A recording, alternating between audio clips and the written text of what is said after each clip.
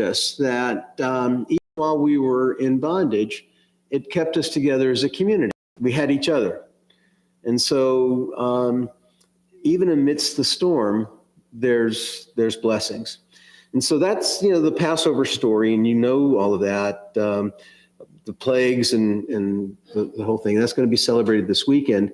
And I thought about the idea of freedom and community and how precious this holiday really is and should be. And thought about the fact that we decided to use the chapel for services tonight.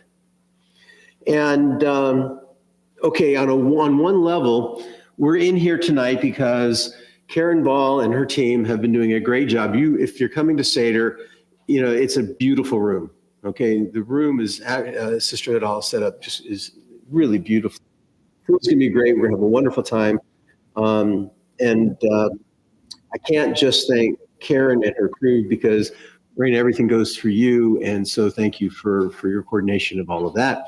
But that's why we're here. But the fact that we're here, I think is really fitting for this Shabbat. This is Hagadol. It is the biggest of the Shabbatot we celebrate in the calendar, with the exception of Yom Kippur, which is the Sabbath of Sabbaths. Very good. You get extra points. Okay. So when I look at this room, why are we so concerned? Why is it so special? Well, this room is special. Windows. These are gorgeous windows. And it's important that we look at the artistry. I know the other thing in this town that the artist who did these windows is responsible for? The Holocaust Memorial downtown. Okay. Same artist did the two. So the windows are beautiful. This room is cozy. Sanctuary is a little cavernous sometimes. Okay? This room, Anish Tana Halayla Hazeh, practicing for a holiday, right? Why is this night different from all other nights? Well, because it's Shabbat Hagadol, Great Sabbath, we're celebrating community. We're celebrating that very piece that even amidst the bondage and slavery that we experienced in Egypt, we had each other. And because this room is not cavernous, we're forced to sit near each other. Okay? It's good, it's cozy, it's wonderful. But why is it Shabbat Hagadol, the Sabbath before Passover? It's the first opportunity in the story that the people who have been enslaved will have the ability to sacrifice for the holiday without being oppressed by the Egyptians. It's the first time they'll be able to celebrate freedom without taskmasters looking over. And so the rabbis will say that as we prepare to celebrate freedom, we have to prepare ourselves to be celebratory in that freedom. We need to take stock of who we are and where we are and what's holding us back, what we can change, how much we can celebrate. And so it's spiritually and religiously fitting that we're in this room tonight. We read from Parshat Tzav this week. Moses consecrates the priests and dedicates the altar. The Torah describes procedures for bringing personal offerings to the sanctuary. Those who have a reason to bring an offering act on their own initiative, and they rely on the infrastructure to be able to allow them to do it. Well, why is this so appropriate a room? Because there in the sanctuary, if you can't get up those stairs, you can't participate in the service. Now, we've addressed a lot of things. We've addressed hearing. Okay, we've got the new sound system. The sanctuary allows you to tie in the sound system to your hearing aids to your phone. We can do that. We added extra lighting in that center skylight so that the room is not so dark that you can't see. So we've made some accommodations, but the access to the altar on these holiest of holidays is supposed to be available to everybody. And so on this Sabbath, it's appropriate that anybody can get up here. We have a ramp if you need it. It's one step. This room is perfectly accessible because if you can't get from down there to up here, then no matter what else happens in the service, whatever the synagogue is offering, you're frozen out of it. And freeze, speaking different use of the freeze, outside the front of our building. If you look on the front of the sanctuary building, it says, "This house shall be a house of prayer for all people." All people means everyone. And how many of you have always said, we're a welcoming congregation? Yeah. Until you couldn't hear, or until you can't get up under the bema, or until you couldn't see. And as we start becoming more aware of people's infirmities, we start becoming more aware of the things we need to do to make sure that we are a welcoming community. And it's not that we're not welcoming before this. It's not on our radar. We're not aware. And it requires us to be uber aware of how we not only bring freedom into our world, but freedom into the world. And we don't know who's trying to get into the building that doesn't feel that they have access. We do have an elevator. It works most of the time. Okay? But when we think about when it means to open our doors to the world participate. And that's something that we don't often think about throughout churches and synagogues and mosques around the world. And so it's when we look at this holiday, we're not just thinking about the freedom from slavery in Egypt or slavery in the United States or the bondage that has held people hostage throughout history in all the places in the land. But even in the lands where we celebrate being free, how many of us really aren't? And then we have to do something really dramatic. We have to put our money where our mouth is. And if we're going to be welcoming, and if we're going to say that everybody matters, and if we're going to say that we want everybody to be able to participate, we have to do the things to make the rooms in this building, this complex, fully accessible. And that's where we get into the struggle. Budgets become an issue. Resources become an issue. So we have to weigh this real world thing that we fight over, about dollars and resources, and the prophetic message that we espouse of making sure that everybody matters and everybody has access. And if we're truly prophetic organizations that we claim to be as houses of worship around the world, then we figure out how to take care of this to make sure this happens. And it's not because we assess, it's not because we charge extra, it's because we create an ethos within our families, our membership, our community, where people want to make sure that we are who we say we are.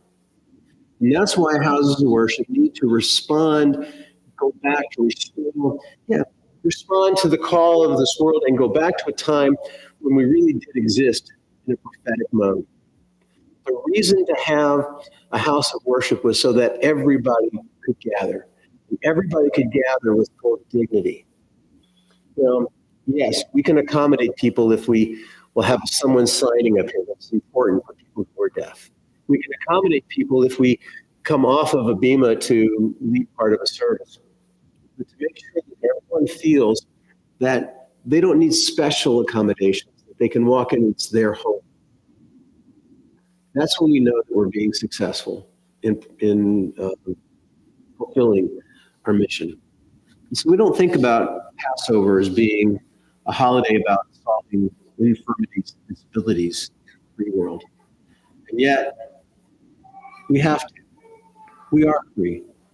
We have incredible blessings that we take for granted until we're not able to participate.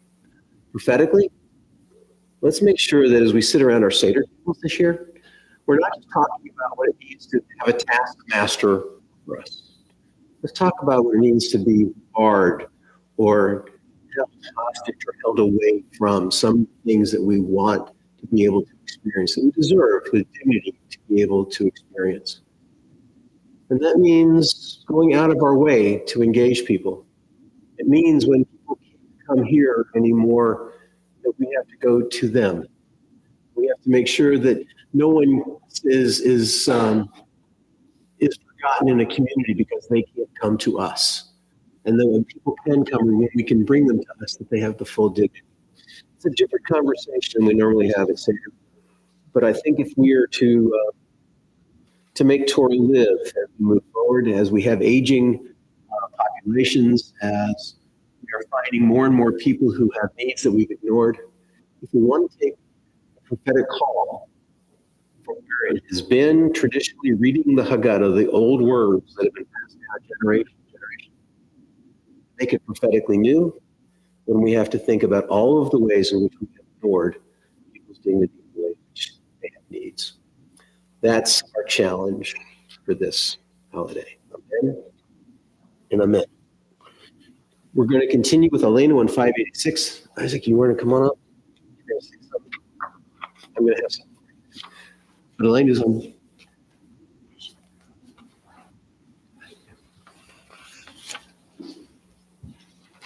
So we're going to rise for Elena, page 586. Elena.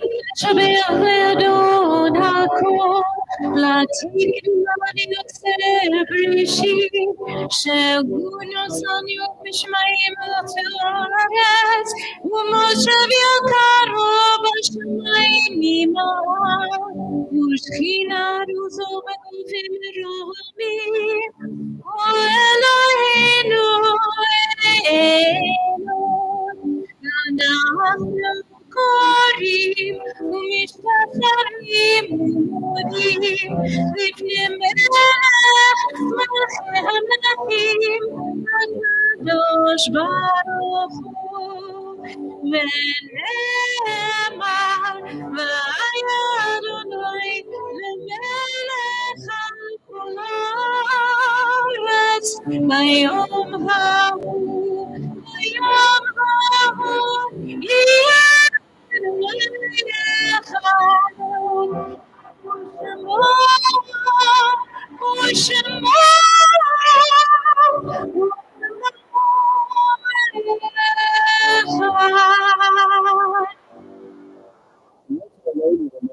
to celebrate God who spread out the heavens and the earth for whom? Everyone? Right. This is not double jeopardy, okay? And especially during this holiday season, everybody is those folks who are in need of our extra attention and extra prayers. So we're thinking about all who are suffering in this world in humanity from injury and illness. Hostages will be able to celebrate the holiday with their families. People close to home: Michael Begler, Andy Brown, Leslie Cohen, Troy DuPont, Denise Eagle, Vicky Fox, Lois Gallowitz, Luis Gonzalez Llanes, Andrew Gordon, Reverend Earl Harris, Honey Kibler, Jim Meals, Emily Miner, Deborah Nelson, Steve Neiman, Rory Palmy, Miriam Robinson, Herb Rosenbaum, Cheryl Sachs-Sterling, Snyder, David Scott, Becca Staub, and Arlene Yaffe. Are there other people that we're holding in prayer? Please share their names.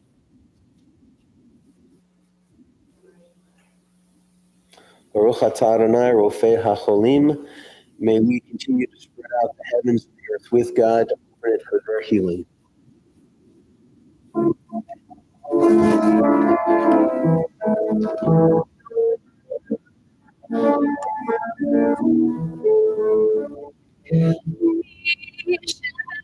אבותינו, אברהם, יצחק ויעקב, ישבח אמותינו, זרים קלה ורחלה, fathers. May the one who bless our fathers hear our prayer, hear our prayer, hear our prayer, hear our prayer, and bless us as well. Bless us with the power of your healing. Bless us with the power of your hope. May our hearts be filled with understanding and strengthened by the power of your love. Bless us with the vision for tomorrow. Help us to reach out to those in pain. May the warmth of friendship ease our sorrow. Give us courage, give us faith, show us the way. We shall be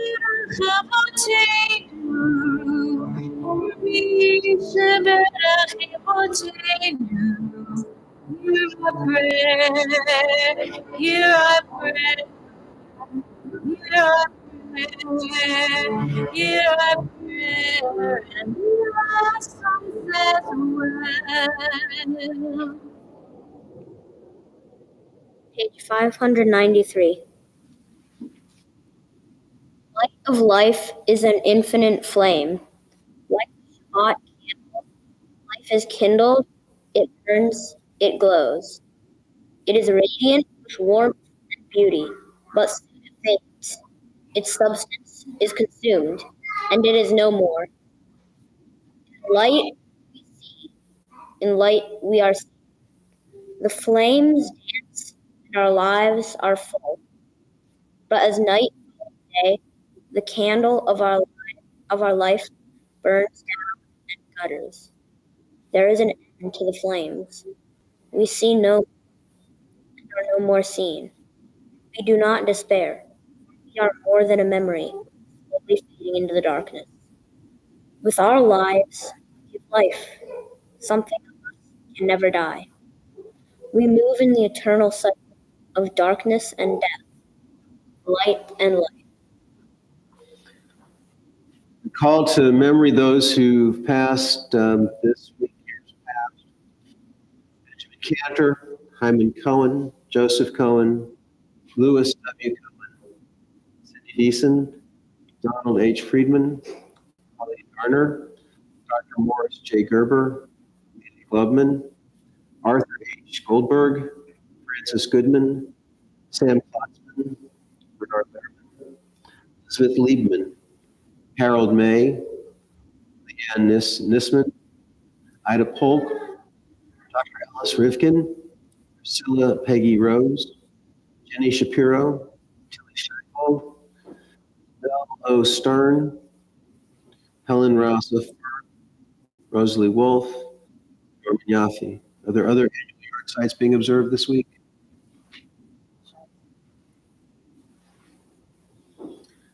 We are Shloshim for Charles William Jennings, Shiva, Janice Brenner, Dr. Suzanne Dolan, Zichronam Livracha. May their memories always lead us to blessing. Page 598, in the words of Kaddish. Yitgadal, Yitkadash, Shemei Rabbah, Ve'alma Nibrach, Yitzei, Yamlik Machute, V'chayachon of Yom Echon, U'chayei Dechol Bet Yisrael, V'gala V'yisrael Kari V'imru, Amen. Yehi Shmei Rabbah Mevorach, Ve'olam U'lamei Almai, Yitbarach V'yishtabach, Yitbarach V'omam V'yitnaseh, V'yitadar V'yit'aleh V'yit'alal Shemei D'Kudish. Le'elam Yimkol Birchata V'shirata, Tushachata V'nechemata, Amiran Me'alma, Amen. Yehi Shlomo Rabba Min Shemaya, Chaim Aleinu Ve'al Kol Yisrael, Amen. Say Shalom Imama, Hu Ya'aseh Shalom Aleinu Ve'al Kol Yisrael, Amen. May the source of peace send peace to all who mourn, comfort all who are bereaved. We stay together. Amen. Please be seated. Thank you.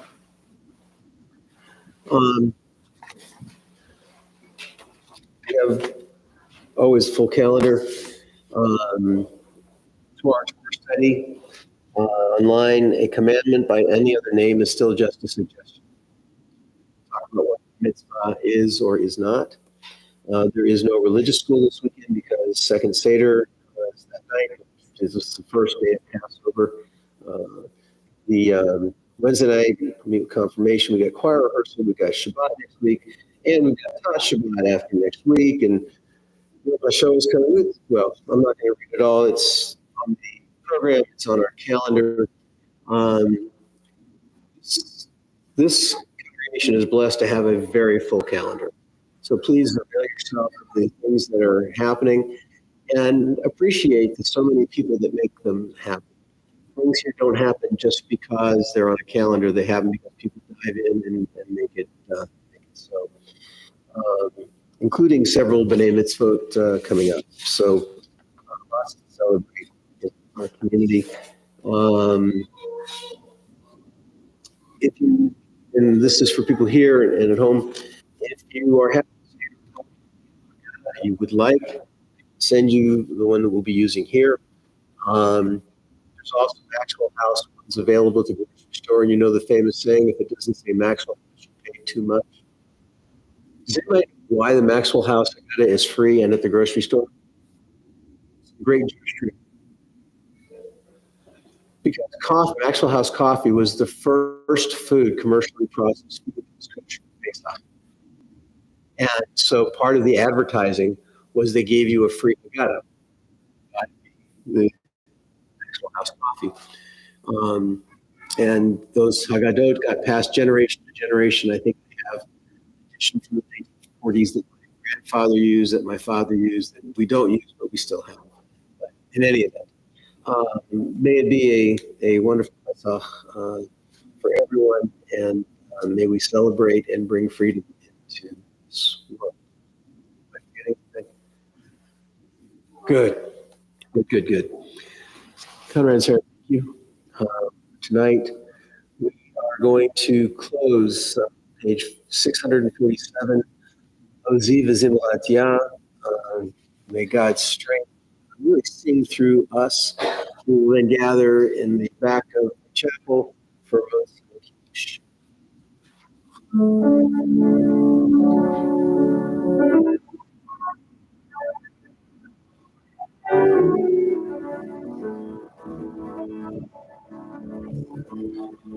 Oziv Ezimraya,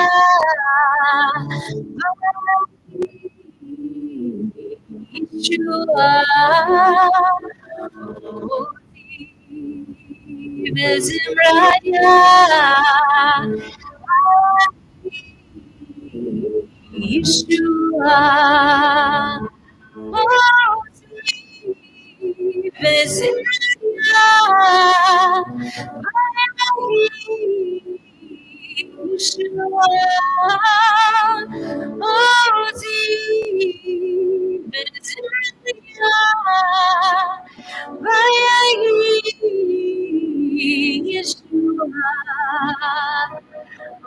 Oziv Ezimraya,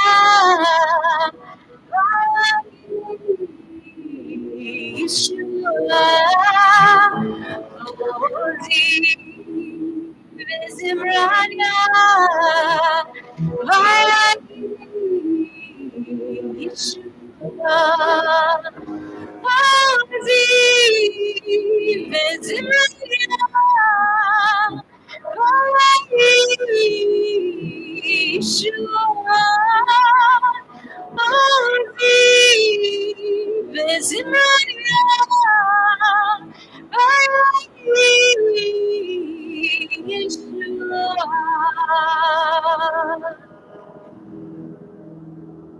Baruch atah Adonai, Eloheinu melech haolam, asher kitshanu mitzvotav v'tzivanu b'chesed v'tzedek. Praised is the eternal our God, ruler of the universe, who hallows us with mitzvot, commanding us to pursue justice. Adonai oz le'amo yitein, Adonai yivarech et amo v'shalom. May God grant faith to all of humanity, and may God bless us with peace. Amen. Shabbat shalom. Let's make Kiddush and Motzi. Jen, thank you for setting it all up.